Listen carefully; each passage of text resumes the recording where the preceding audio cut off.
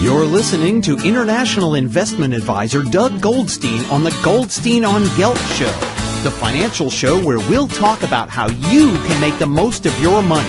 With all the confusing financial chatter bombarding you each and every day, Goldstein on Gelt will give you the practical information you want and need about living a financially stable life. Here's your host, money maven Doug Goldstein.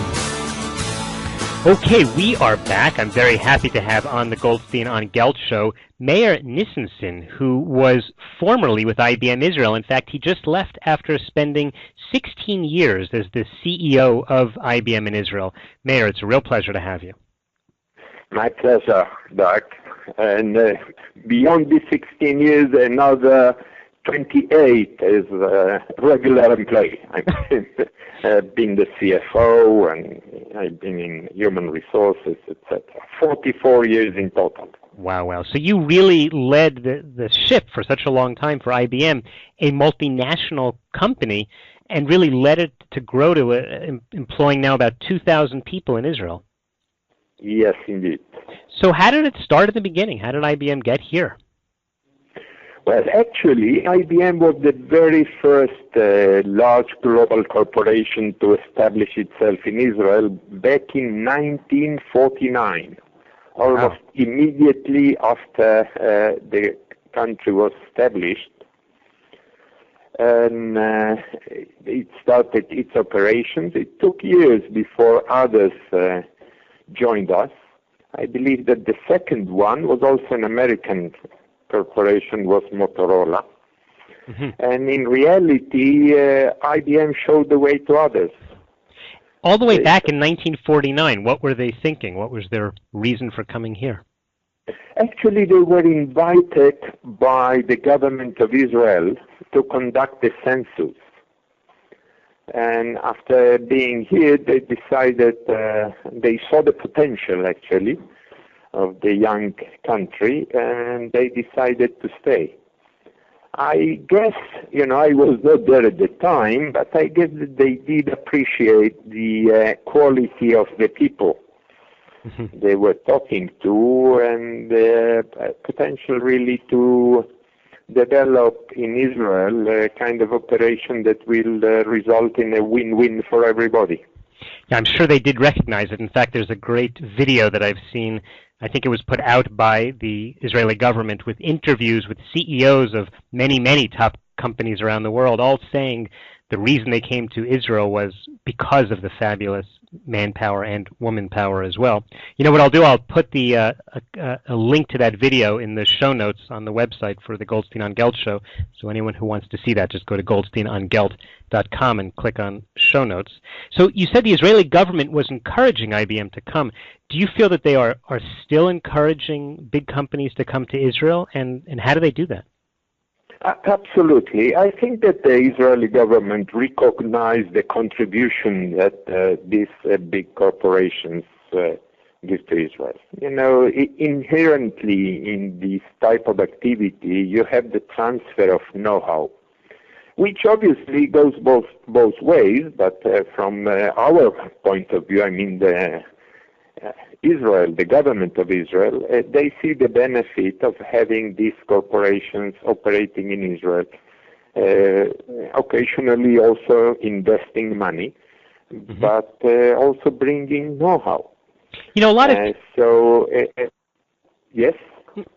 That concept of know-how, one of the issues that a lot of people talk about when Israelis export their know-how is they refer to it as a brain drain, that all the work is really being done in Israel, but most of the profit is going to companies outside of Israel. Is that a legitimate complaint? Well, I don't think so, if it is a general one. I guess that each and every case has to be judged and considered separately. This world is changing extremely, extremely rapidly. And if you leave to a small company, new one, which was established in Israel, till they will be able to develop the marketing and the access to customers around the world, it will take so long and it will require such a huge investment that probably when they will reach the point, it's going to be too late. The big advantage of combining both is that then the Israeli company, which is bringing, if you wish, the innovation, can leverage the market access of the large companies. So at the end of the day, when you look at the end result, for the vast majority, I would say, there are exceptions, of course, I would say that this is a win-win, and probably the other alternative is not a realistic one. You mean where everything is done out of Israel? It is. Yeah, to do everything out of Israel. It's going to take so long. Things become obsolete in almost no time. I can give you an example, okay? And in IBM, we established, I'm saying still we, although I left, a special unit which is unique to Israel. It is called the Global Technology Unit. It was established about 13 years ago. Okay.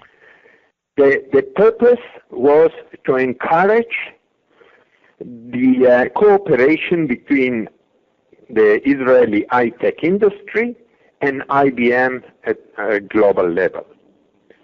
The concept was basically the same, saying, we have here lots of good ideas, solutions, etc. IBM has got the needs and the market reach.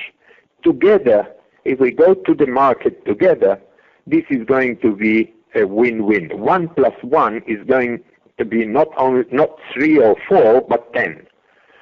And I can tell you that this unit has overachieved its targets year after year. It's incredible how good it works. That's amazing. Well, it certainly speaks a lot about your leadership. We are talking with Meir Nissensohn, who was the CEO of IBM Israel for the past 16 years. He recently left IBM after a 44-year career there. In the past few years, and you were involved with the acquisition of 11 Israeli companies in Israel. Can you tell us a little bit about how you did that? Well, actually, IBM is acquiring companies all around the world. Okay? If you will look at the next strategic plan, IBM said that it will invest about $10 billion in acquisitions. So they have opened all the world in front of them.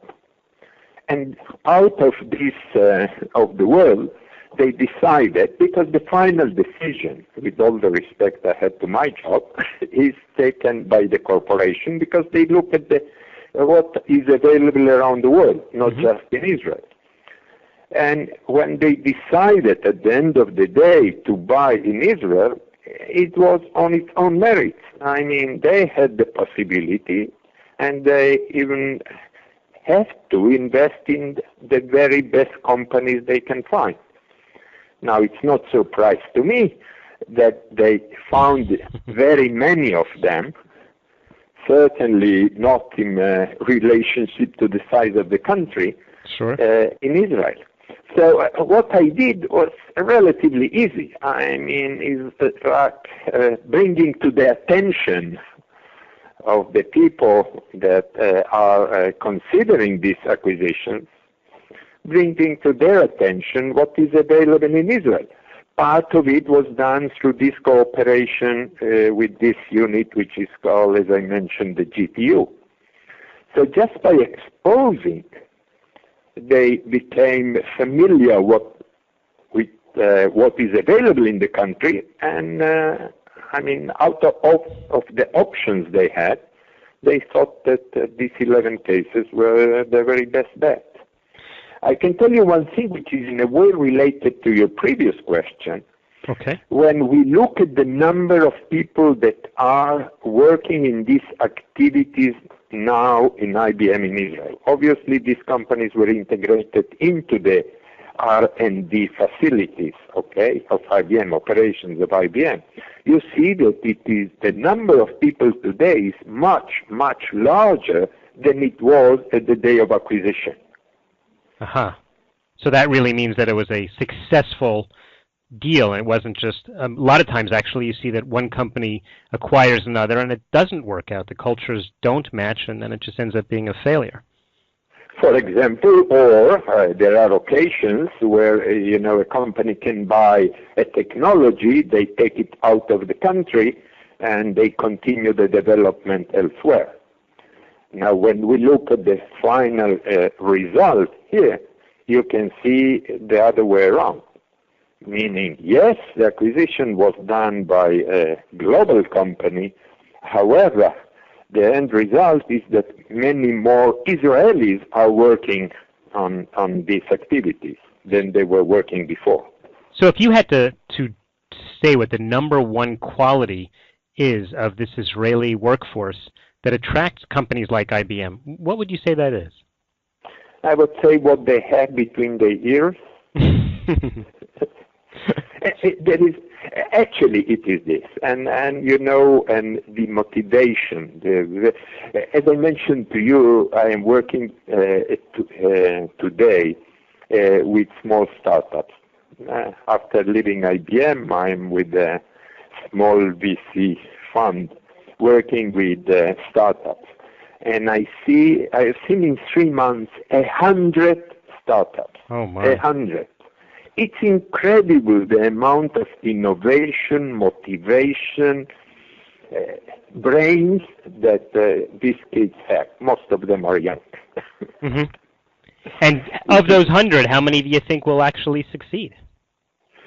Well, the statistics are not good, but the end result overall is very good. I mean, for the single startup, I mean, their chances to succeed is not very high. But when you look at the industry as a whole, it is extremely successful. And as you know, this is one, if not the main engine of the Israeli economy. Mm-hmm. Yeah, and hopefully that will continue. We have been talking with Meir Nissensohn, who was the head of IBM Israel for many, many years, and he continues, even outside of IBM, to help the Israeli economy. Meir, we're just about out of time, but in the last few seconds, how can people follow the work that you're continuing to do? Well, if somebody would like to connect, then of course I can give you my email. Okay. Which is Meir, M-E-I-R, at Nissensohn. Here it's a bit more difficult. NISSENSOHN.co.il. Okay. C-O-I-L. Fabulous. And I will be very happy, to answer any questions that anybody may have and help anybody who would like to operate in Israel. Okay. Thank you so much for your time. It was very interesting, and I wish you continued success because I think you are bringing success to the people of Israel. Many thanks, Doug. It was my pleasure to be with you today. You've been listening to the Goldstein on Gelt show with money maven Doug Goldstein. Doug's weekly radio show is heard around the world, but if you miss it, you can download the podcast at www.goldsteinongelt.com. The Goldstein on Gelt show gives you up-to-date financial ideas so you can get on the path to financial freedom. If you'd like your questions answered on the air or off, send Doug an email to doug@profile-financial.com. It's your money for your future, so join Doug every week to build your wealth on the Goldstein on Gelt show.